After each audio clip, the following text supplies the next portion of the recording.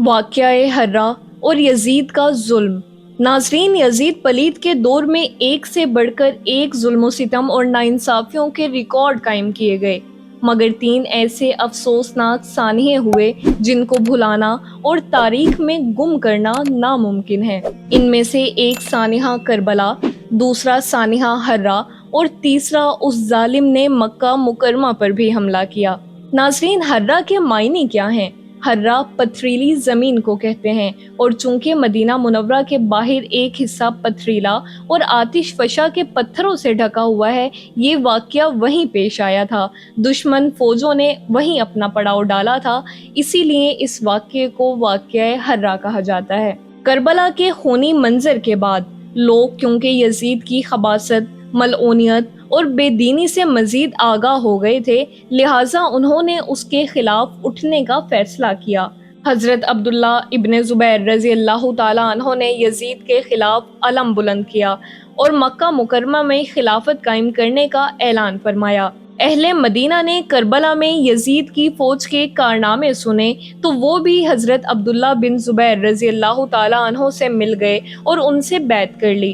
اس بات کی خبر جب مروان نے یزید کو بھجوائی تو یزید نے یہ خبر سن کر مسلم بن عقبہ کو 12,000 کا لشکر دے کر روانہ کر دیا اور اس سے کہا کہ پہلے انہیں 3 دن کی مہلت دینا، اور اگر یہ پھر بھی بیعت نہ کریں تو جنگ کرنا، اور پھر جب تم غالب ہو جاؤ، غاصب ہو جاؤ تو چند دن کے لیے لشکر کے لیے مباح کر دینا۔ ناظرین، مباح کر دینے کا مقصد یہ ہوتا ہے کہ اہل مدینہ کو پھر لشکر کے حوالے کر دینا، پھر وہ جو چاہے کریں، جس کا مال چاہے لوٹیں، جس کی بے عزتی چاہے کریں۔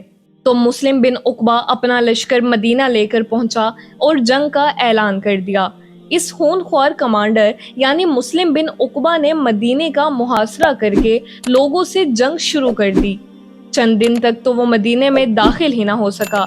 اب اس ظالم نے دھوکہ اور فریب شروع کیا اور کسی اور طریقے سے مدینے میں داخل ہوا اور مدینہ پاک میں لوگوں کا خون بہانا شروع کر دیا۔ ایک سپاہی ایک عورت کے گھر میں داخل ہوا۔ اس عورت کا ایک دودھ پیتا شیر خوار بچہ تھا۔ سپاہی نے اس عورت سے مال و دولت کے بارے میں پوچھا۔ عورت نے کہا کہ مال تو جتنا تھا وہ تمہارے سپاہی لوٹ کر لے گئے۔ اب اس ظالم نے کیا کیا؟ جب مال نہ ملا تو اس چھوٹے سے بچے کو اٹھا کر دیوار پر مارا، اور اس شدت سے مارا کہ اس شیر خوار بچے کا مغز باہر آ گیا۔ لیکن یاد رہے کہ اس ظلم و ستم کے واقعات میں مہاجر و انصار کے 1700 افراد اور دوسرے مسلمانوں میں سے 10,000 لوگ قتل ہوئے۔ لشکر والوں نے لوگوں کے اس طرح سر کاٹے جیسے قصائی بھیڑ بکریوں کا سر کاٹتا ہے۔ یزیدی لشکر نے صرف قتل و غارت ہی پر اکتفا نہ کیا بلکہ وہاں پر خوب لوٹ مار مچائی۔ 3 دن تک مدینہ طیبہ میں ہر ناجائز کام ان ظالموں نے کیا۔ یزیدی لشکر نے مسجد نبوی کی بھی شدید بے حرمتی کی، جس مسجد میں رسول کریم صلی اللہ تعالی علیہ وسلم نے صحابہ کرام کے ساتھ نمازیں ادا فرمائیں۔ اس پاکیزہ مسجد میں گھوڑے باندھے گئے۔ ایام ہرہ میں مسجد نبوی میں 3 دن تک نہ اذان ہوئی اور نہ اقامت۔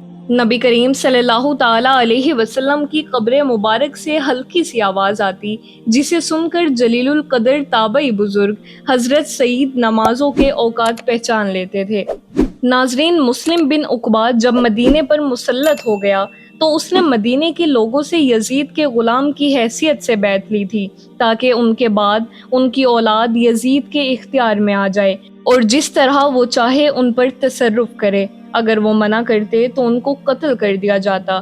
مورخین لکھتے ہیں کہ مسلم بن عقبہ نے اس قدر بے گناہ لوگوں کا خون بہایا کہ وہ بہت زیادہ خون بہانے والے کے نام سے مشہور ہو گیا، اور شاید یہ کہنا غلط نہ ہوگا کہ اس واقعے سے کسی کو بھی نجات نہ مل سکی، یا تو وہ قتل ہو گئے یا ان کی توہین کی گئی۔ وہ لوگ مدینے کی بے حرمتی کر کے، مدینے کے علاقوں کو پامال کر کے مدینے سے مکہ کی طرف روانہ ہو گئے۔ مکہ مکرمہ میں حضرت عبداللہ ابن زبیر سے جنگ کرنے کی نیت سے وہ لوگ جاتے ہیں کہ ابھی یہ لشکر راستے میں ہی تھا کہ مسلم بن عقبہ کا وقت آخر آ گیا۔ اس کو موت نے پکڑ لیا۔